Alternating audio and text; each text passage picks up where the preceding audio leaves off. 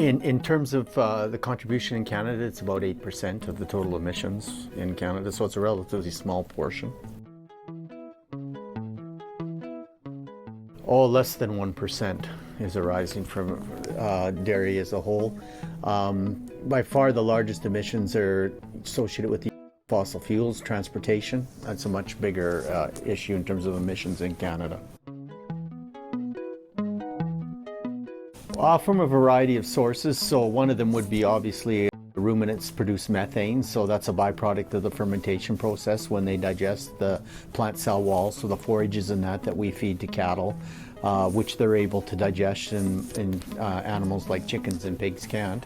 As a byproduct of that fermentation process, they do emit methane. They mostly respire it, so it mostly comes out in their breath is where most of the methane comes from.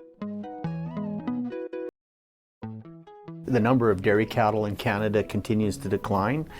So we have fewer dairy cattle producing the same or even a little bit more milk in Canada. So their efficiencies have improved substantially. So the amount of feed that's required to produce a kilogram of milk has continuously gone down. There's a number of reasons for that. Some is related to genetic selection of the animals themselves for improved efficiency in milk production. Some of it is related to feed formulation and feed processing methods that we use to enhance the ability of the cattle to digest the feed and derive more energy from it to produce milk. Those can lead to improvements as well. And then there's some technologies as well, like probiotics and other additives that we can use in the milk production system to improve efficiencies as well.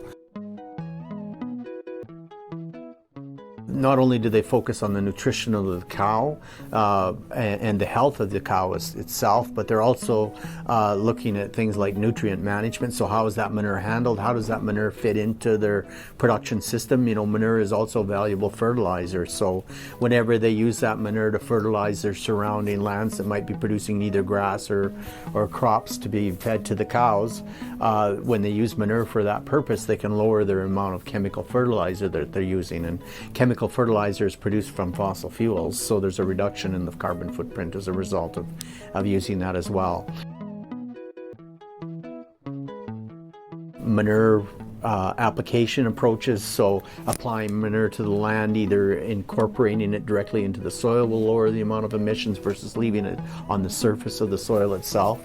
All of those things then also contribute carbon to the soil as well. So manure is what we would call a slow release carbon source. Chemical fertilizers don't add any carbon to the soil. So manure can increase the organic matter content of the soil. Chemical fertilizers don't increase the organic matter. And we hear in our cropping systems how we're depleting the organic matter content of the soil as a result of cropping. Manure can help reverse that process because it adds organic matter to the system, and that carbon can be captured in the soil and increase the overall amount of carbon that's in the soil as well. So once you put a price on carbon, then it becomes more economically viable to implement those, even though now they're too expensive to utilize. So if producers were paid for the reductions that they could achieve, then many of those other approaches would become economically viable as well. You know, when we talk about lowering our carbon footprint, it's pretty difficult to ask anybody in society to do that at the expense of going out of business, right? So if it's not economically viable, when we talk about sustainability, economics is part of the sustainability equation, right? So to ask somebody to lower their footprint at the cost of going out of business, they're probably not going to get a lot of buy-in to that request anywhere within the sector, right? Not just in agriculture. It doesn't matter where you're talking about, so.